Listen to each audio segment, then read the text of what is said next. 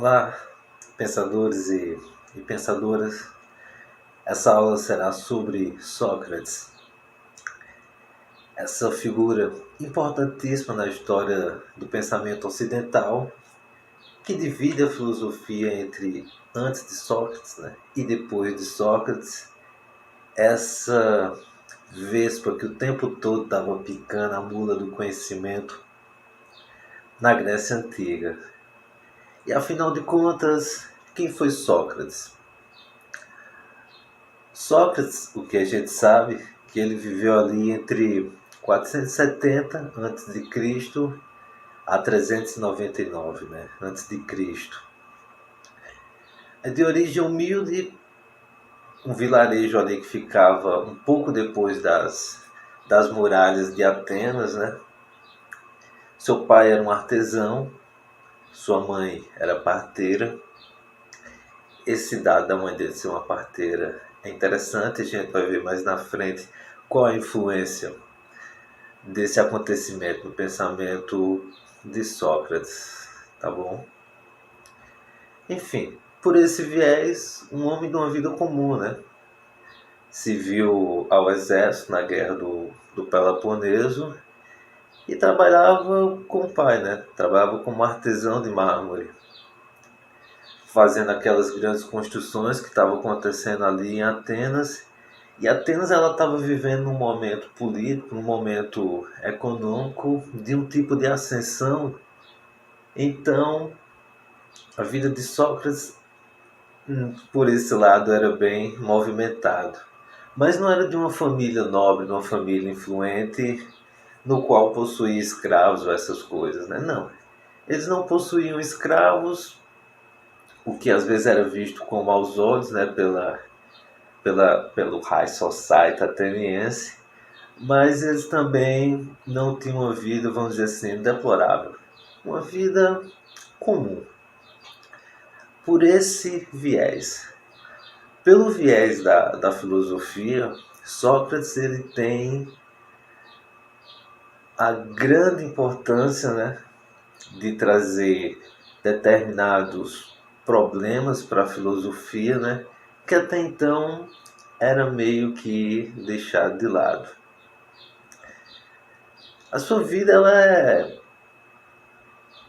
dividida, com grandes acontecimentos, e com acontecimentos interessantes. O ponto de partida que eu vou seguir aqui dessa aula é um fato que eu acho um dos mais curiosos, que é de quando um amigo próximo, um discípulo, enfim, alguém próximo ali a Sócrates, vai visitar o oráculo de Delfos. E o oráculo ele servia basicamente para você ir uma vez na vida, ou você frequentar lá para fazer alguns questionamentos, talvez perguntar sobre o futuro ou sobre a resposta de determinados pensamentos que lhe incomodavam, Bom, mas aí o que acontece? Esse amigo de Sócrates, ele passa pelo oráculo de Delfos, E aí resolve fazer uma pergunta para o oráculo interessante, que é a seguinte, Ele queria saber quem era o homem mais sábio da Grécia, E eis que o oráculo responde que é Sócrates, o homem mais sábio da Grécia. E como ele conhecia Sócrates, ele vai até ele e informa que o oráculo acaba de dizer que ele é o homem mais sábio de toda a Grécia. E aí Sócrates, responde com a sua célebre frase, Logo eu, seu mais sábio, já que só sei que nada sei.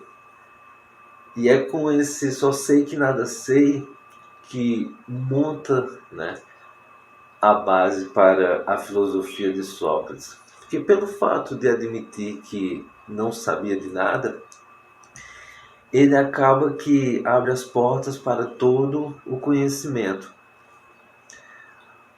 Já que se a gente for pensar que os limites do nosso mundo, os limites do nosso universo, é até onde o nosso conhecimento atinge, a partir do momento que achamos que somos donos da verdade, né? Ou que somos os donos da razão, na maioria dos casos é o que acontece, né? Acaba que fechamos a porta para o que está além do nosso conhecimento, né? Já que não temos a capacidade de conhecer tudo por completo. Então, Sócrates, com essa assinatura, de que parece ser uma assinatura de tolice, para dizer a verdade, ele está assinando, né, a sua, a sua entrada para a sabedoria, né?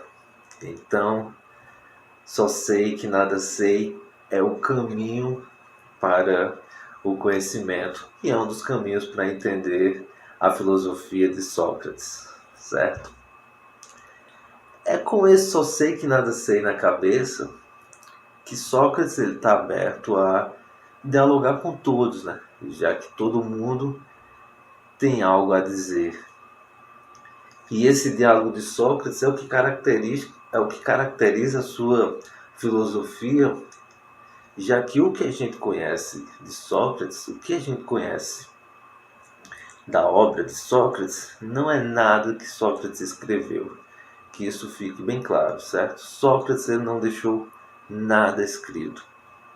O que a gente conhece de Sócrates ou são anotações dos seus discípulos ou pessoas que conviveram com ele, e principalmente Platão, que tem uma vasta obra com vários diálogos chamados de diálogos platônicos, no qual Sócrates aparece como protagonista desses diálogos.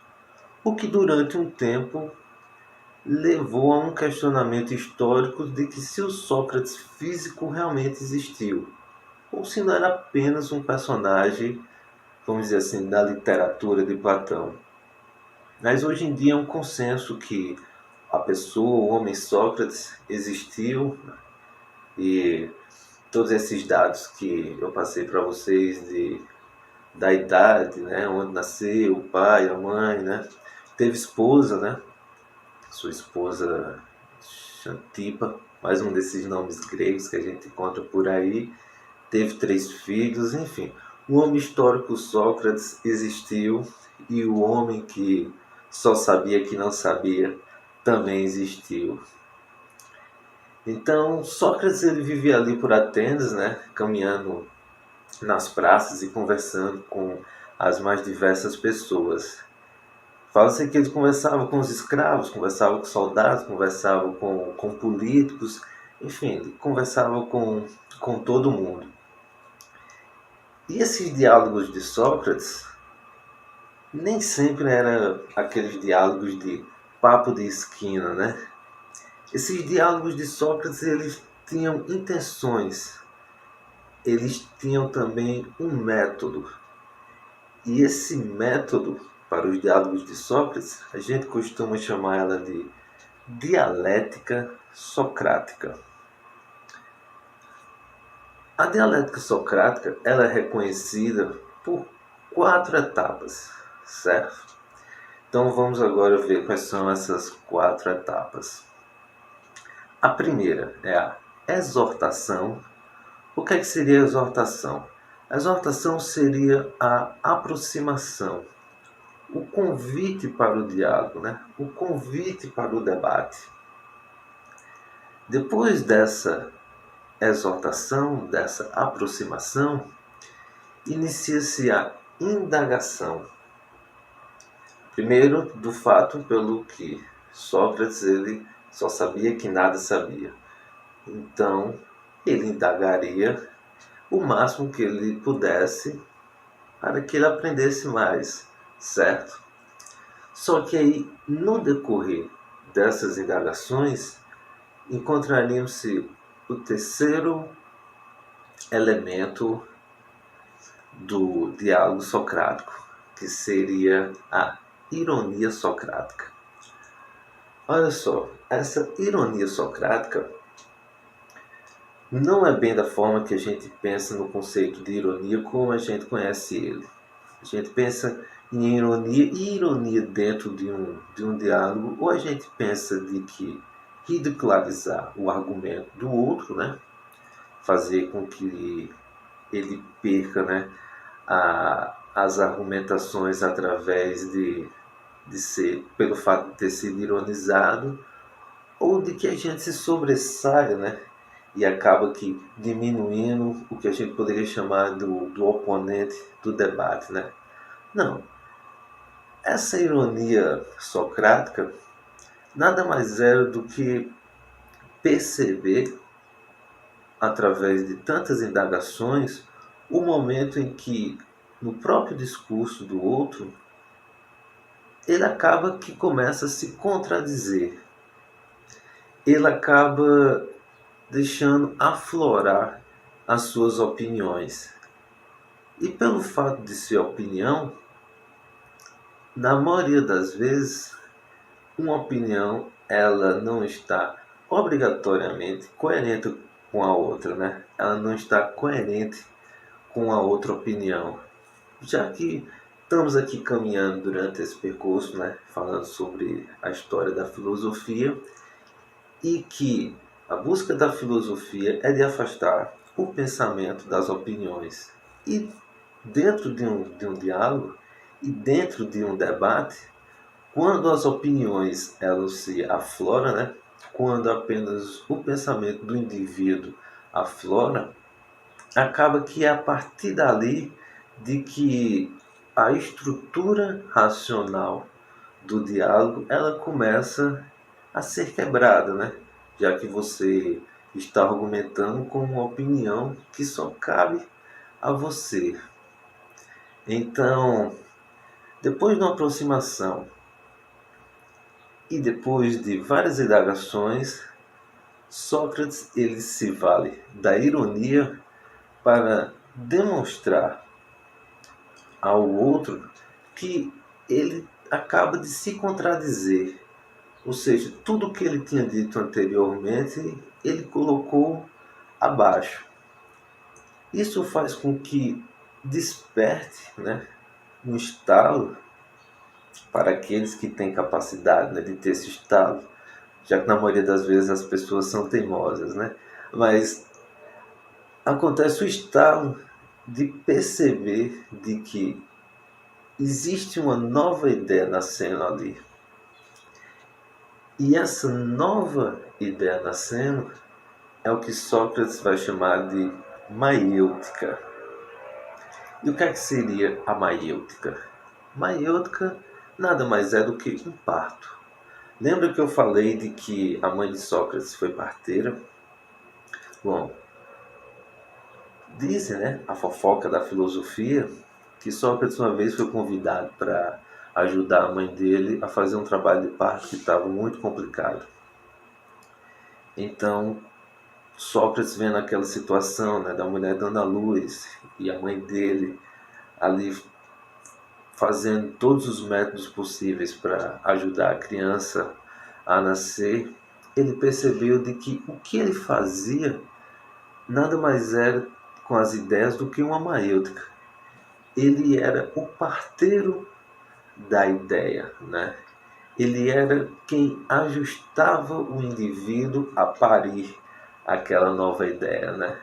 Então, o diálogo, a dialética socrática, né? Os diálogos de Sócrates, eles são característicos pela exortação, que é a aproximação, a indagação, que é saber o máximo possível do que aquele indivíduo tem a falar sobre o assunto, a ironia, que é levantar os pontos de vista contraditórios que o indivíduo tem sobre o tema, revelando de que ele que achava que sabia também não sabe, e o fruto disso é o nascimento de uma nova ideia. É a maêutica da ideia, certo? Então, essa é uma das primeiras características da filosofia de Sócrates. Se dá através do diálogo, já que ele também não deixou nada escrito, né? Talvez, dizem também a fofoca da filosofia, que ele não sabia ler e escrever, que isso é um pouco até que bem coerente, já que professores naquela época eram artigos de luxo, né?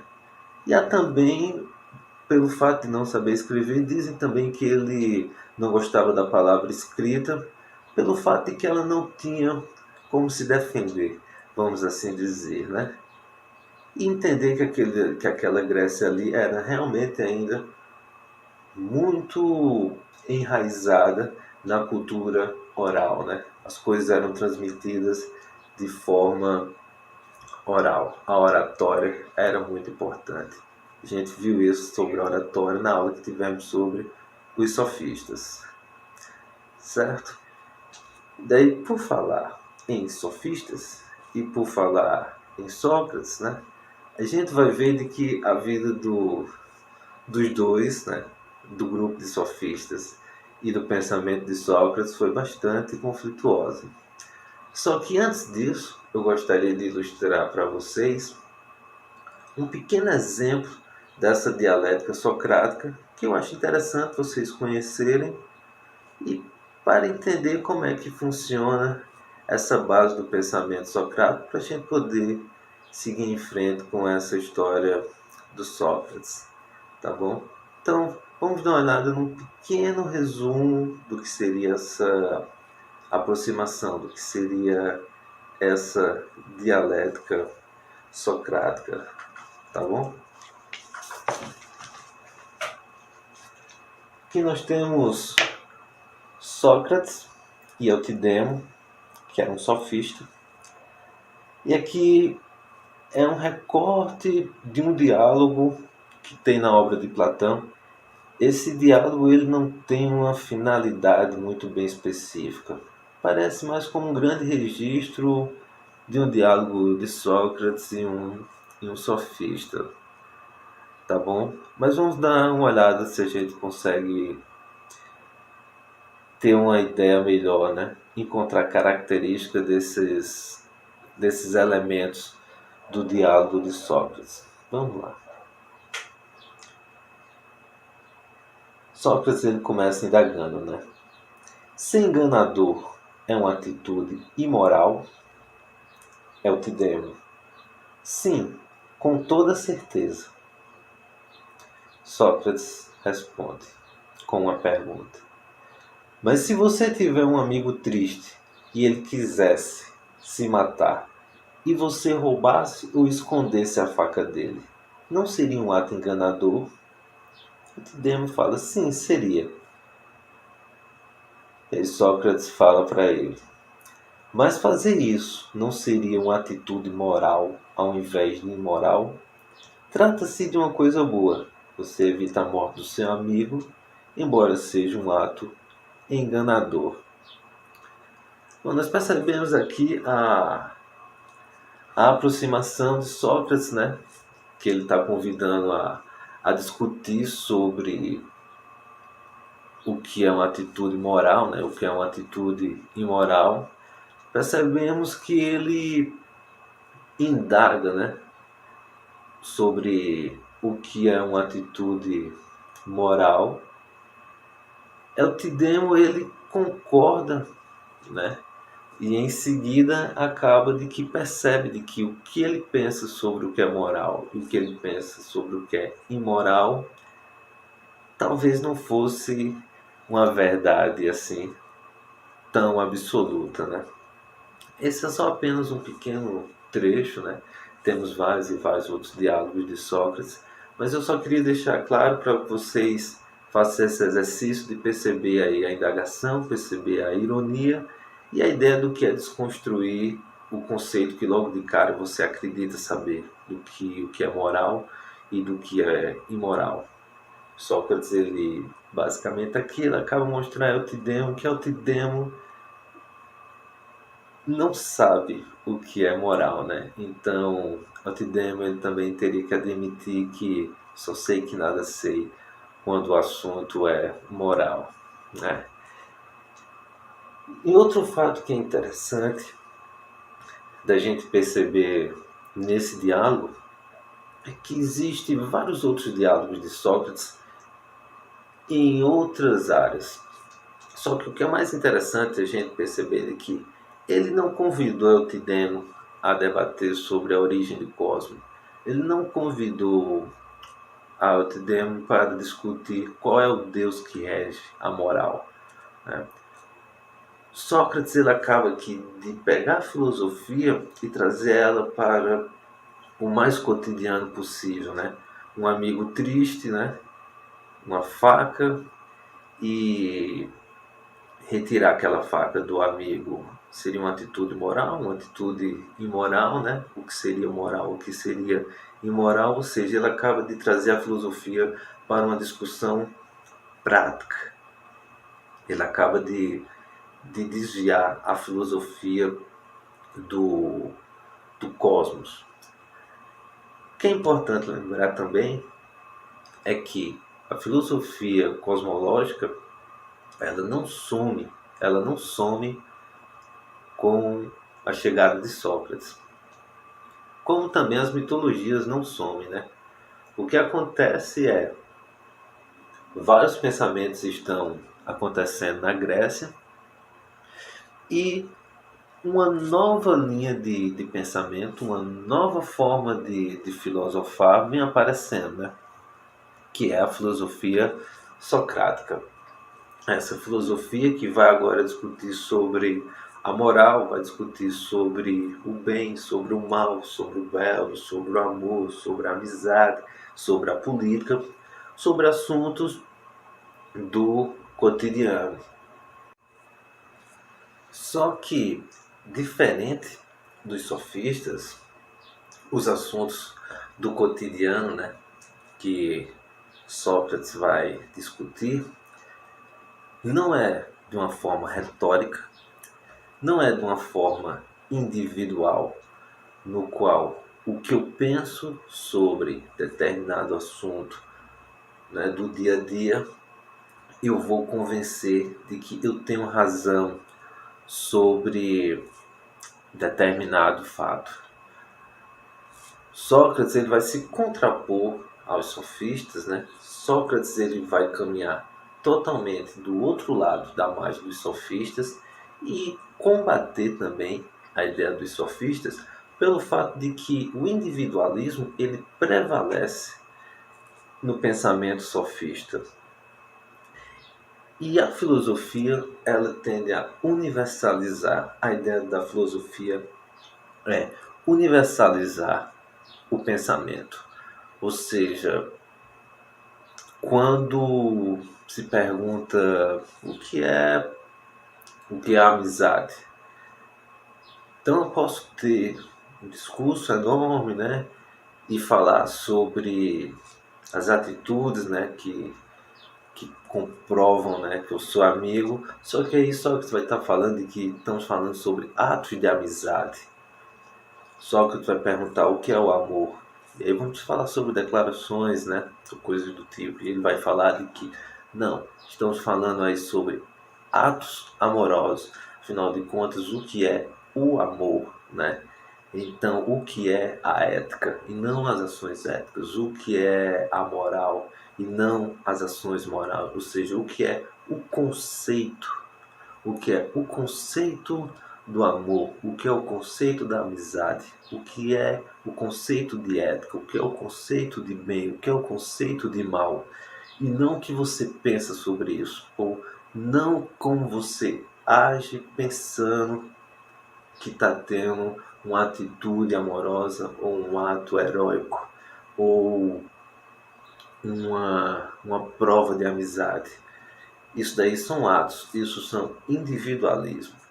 Aqui a filosofia está tentando entender qual é o conceito desses assuntos, que parece ser bem simples e bem óbvios no decorrer, né, do cotidiano, já que eles passam despercebidos.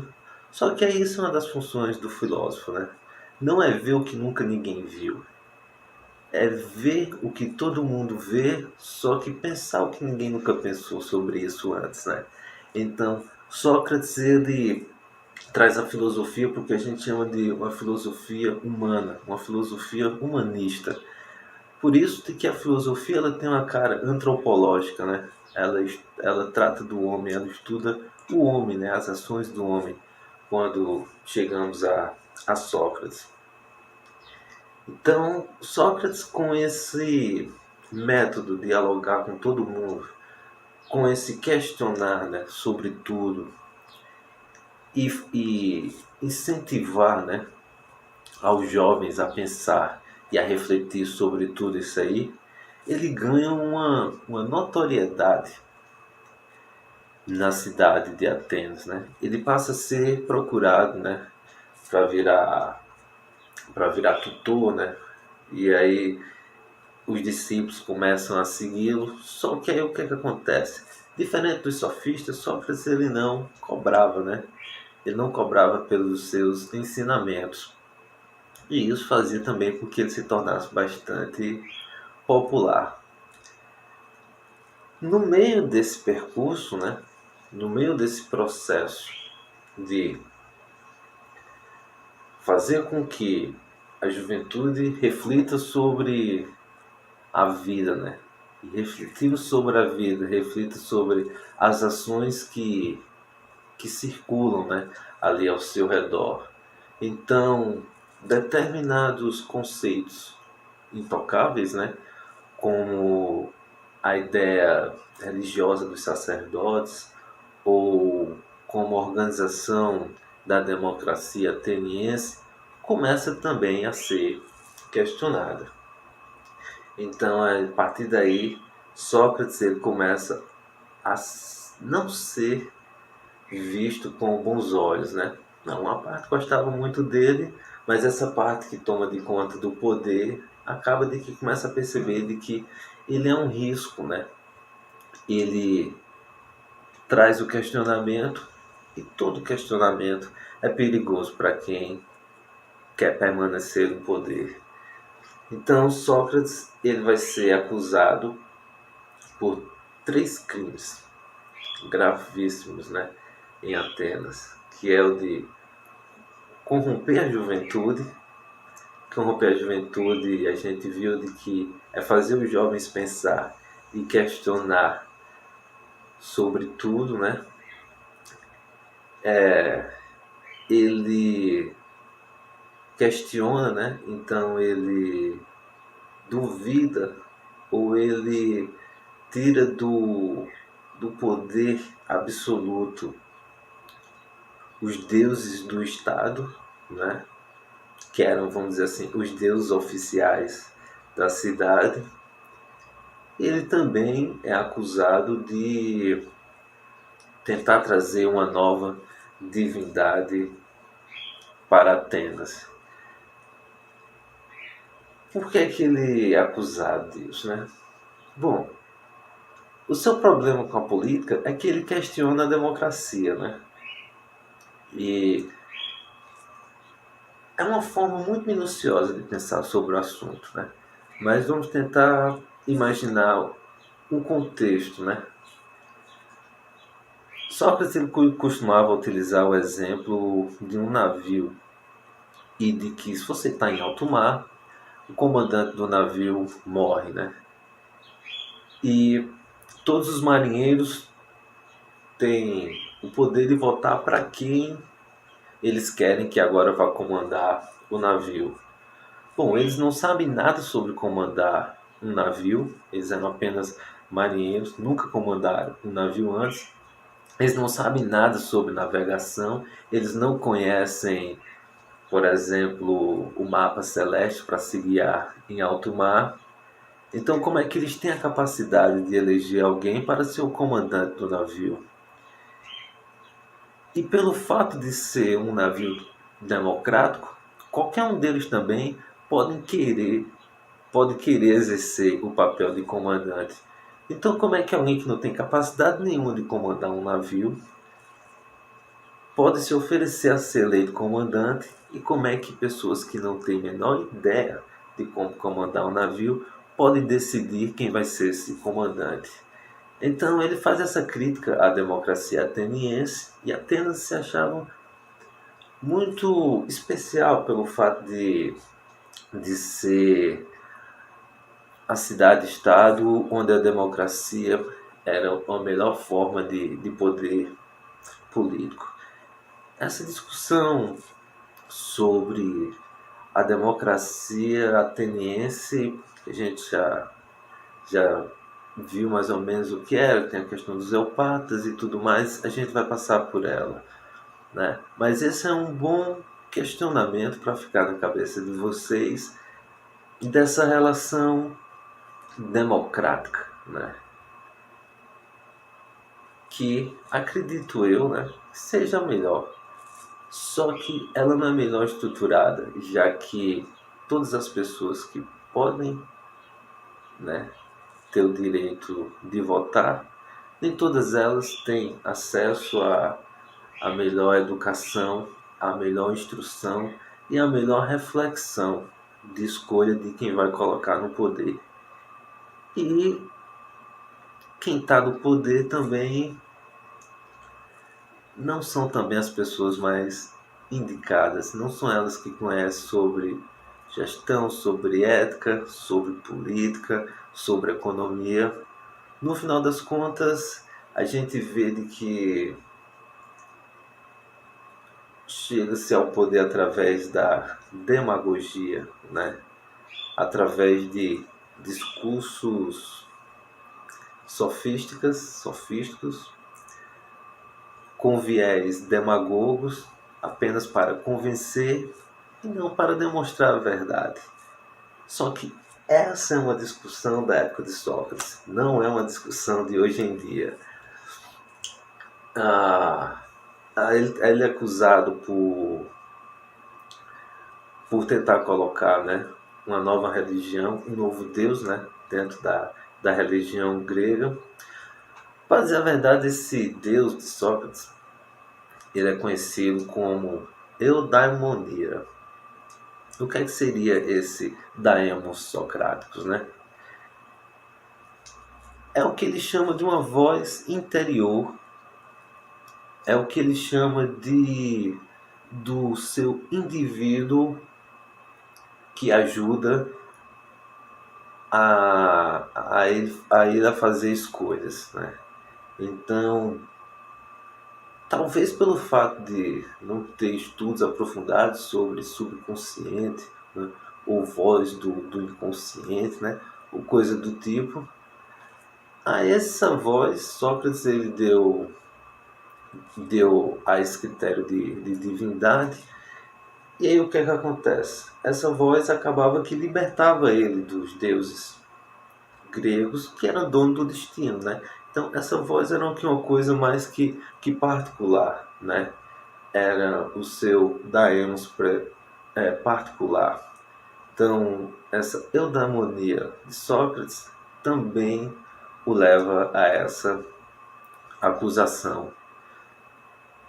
E por último, né, é duvidado dos deuses do Estado, né? Ou seja, ele acaba mexendo com os sacerdotes, né? Questionando sobre tudo. Então, nós temos aqui um Sócrates que se envolveu a seu contraponto dos sofistas. Os sofistas, que era a base para quem está no poder preparar os seus discursos, ou para os sacerdotes, tem argumentos suficientes para convencer sobre as suas divindades, né? Então, os sofistas, os sacerdotes e os políticos sentiram, né, a rebeldia de Sócrates influenciando Atenas, e aí o condena à morte. Sócrates ele aceita a condenação, ele tem a alternativa, né? Ele tem a escolha de sair da cidade, caso queira não ser condenado à morte. Só que ele acha que se sair da cidade, ele vai estar admitindo que aquelas acusações são verdadeiras, né? E naquela época você também ser expulso da sua cidade era basicamente também de ser condenado à morte. Então Sócrates ele fica para o seu julgamento, né? Que isso é uma outra obra também, que a gente conhece ela através do Fédon, né? Que é uma obra que todo mundo deveria ler, que ele fala sobre a imortalidade da alma, né? Toda essa discussão que temos até hoje, sendo religiosa ou não, sobre a imortalidade da alma, se existe vida após a morte. Esse papo todo que a gente costuma discutir por aí está nessa obra, né? O Fédon, por isso mais de uma importância de Sócrates na história do Ocidente. E ele toma a cicuta, né? Que é um veneno preparado através de ervas que vai matando, né? Que vai paralisando aos poucos o corpo do indivíduo.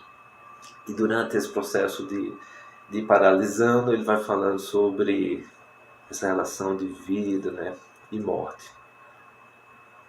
E, enfim, acaba que morre aos 70 anos de idade, deixando essa contribuição e esse processo de que talvez a filosofia se divide antes de Sócrates e depois de Sócrates, porque a filosofia ela se torna ativa.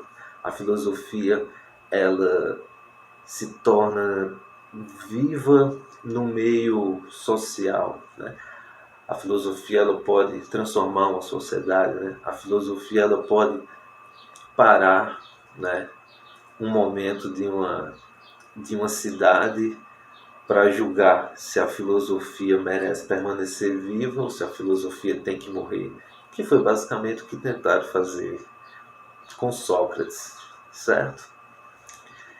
Então, vimos aqui, né, que Sócrates ele vivia, né, pela Grécia, né, desenvolvendo seus diálogos, que esses diálogos eles tinham um porquê, né, tinham uma finalidade, que encontramos e conhecemos que é a dialética socrática, né, onde percebemos que a exortação, a indagação, a ironia e a maiótica constituem essa dialética. Esses diálogos eram voltados para o homem, né, se afastando do cosmos. Um lado importante de Sócrates é o fato de ele refutar as ideias dos sofistas, já que os sofistas eles individualizavam a ideia e eles relativizavam o conhecimento, e Sócrates queria o conceito, né, do conhecimento. Mexer com os sofistas, enfraquecer o conhecimento dos sofistas, faz com que ele seja mal visto. Ele é acusado de